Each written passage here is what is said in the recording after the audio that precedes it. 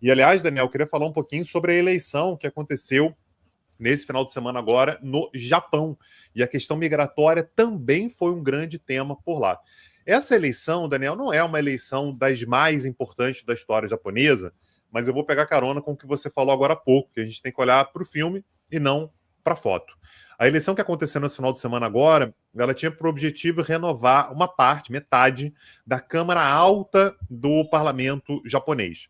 A Câmara Baixa ela é mais poderosa, né? A Câmara Alta seria o equivalente ao Senado, né? Que é chamada de Câmara dos Conselheiros, são 248 cadeiras, e nessa eleição agora, portanto, metade dessas cadeiras foram renovadas. Por que eu estou chamando atenção para essa eleição? Porque nós tivemos, nessa eleição, no final de semana agora, um crescimento muito grande de um partido chamado Sanseito. Esse partido já existe há algum tempo, mas ele tinha um parlamentar na Câmara Alta do parlamento japonês. E nas eleições de ontem, aí não tá claro ainda exatamente quantos foram, mas provavelmente vai ficar com algo entre 14 e 22 parlamentares. Ora, Daniel, você tem um, e de repente você pode chegar a até 22 cadeiras, é um crescimento bastante grande. E a gente já meio que conhece o Sanseito, tá, Daniel? É possível que os nossos ouvintes aqui nunca tenham ouvido o termo Sanseito, mas certamente você já sabe mais ou menos o que é. Tem políticas nacionalistas, conspiratórias, então uma galera que atua muito bem nas redes sociais, falando sobre teoria da conspiração, são profundamente anti-vax, né? Então, negócio, porra, vacina, ela é uma forma de controle, denuncia muitas elites globais, né? Então, aquele papo todo de globalismo que foi tão importante em eleições americanas, brasileiras, enfim, mundo afora, né? Então, a gente tem ali uma estética, Daniel, que é muito parecida com o Trump, que é muito parecida com a AfD na Alemanha. O lema dele, só para você ter uma ideia, Daniel, traduzido para o inglês, né? Eles usam, às vezes, o inglês para internacionalizar a mensagem, é Japanese First, né? Então, os japoneses primeiro, tá? O líder, por exemplo, né, que é o Sorei Kamiya, ele foi um cara, Daniel, que recentemente ele faz aquelas declarações bombásticas, né, que a gente também já sabe como é que elas mobilizam, as pessoas vira polêmica, tem gente que odeia, tem gente que ama. Ele foi um cara que recentemente tocou num ponto muito sensível na política japonesa, que é falar sobre o imperador, né? E ele disse que o imperador deveria ter concubinas, né? O imperador tem que ter, mulheres à sua disposição aí e tal, que é um negócio que mexe numa área que existe uma certa, assim, uma grande deferência ainda na sociedade japonesa. Outras propostas do Sanseito, Daniel, de forma um pouco mais concreta, são corte de impostos, aumento dos benefícios infantis, com o objetivo de estimular a natalidade, né, para que mais crianças nasçam, e com isso você conseguir reduzir a imigração. A migração ela tem que chegar, de preferência, ao mínimo necessário. Isso aqui é um ponto importante, porque o Sanseito tem essa postura de vamos cortar a migração vai acabar com o Japão. A migração para o Japão ela já é muito baixa.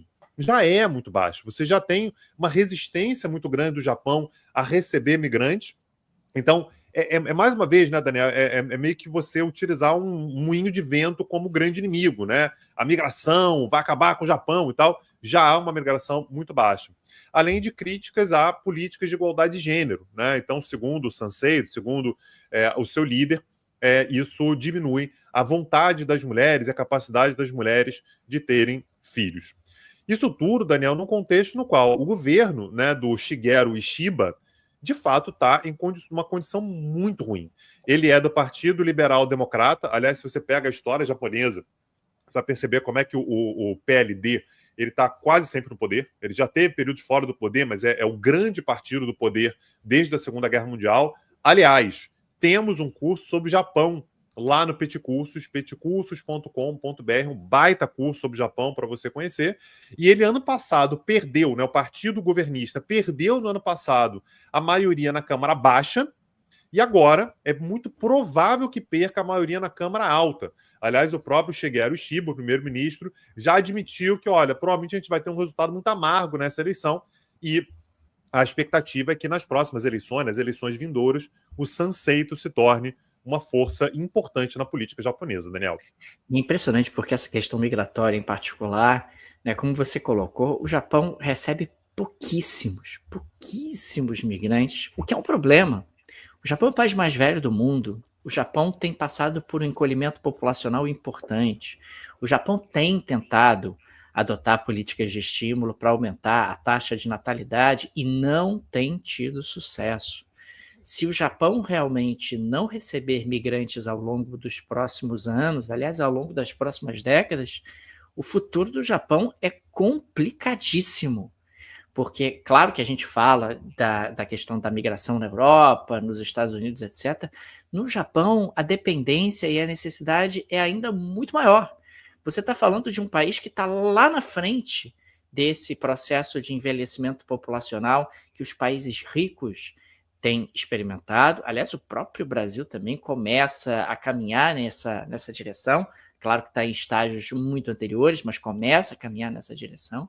Portanto, você ter ali algum tipo de bloqueio à pouca migração que o Japão experimenta é algo muito preocupante da perspectiva japonesa, né? Mas é sem dúvida um terreno muito fértil no Japão. Existe uma hostilidade aos migrantes grande, inclusive até aqueles brasileiros, filhos de japoneses que regressam ao Japão, acabam tendo ali dificuldade de serem assimilados no país dos seus antepassados.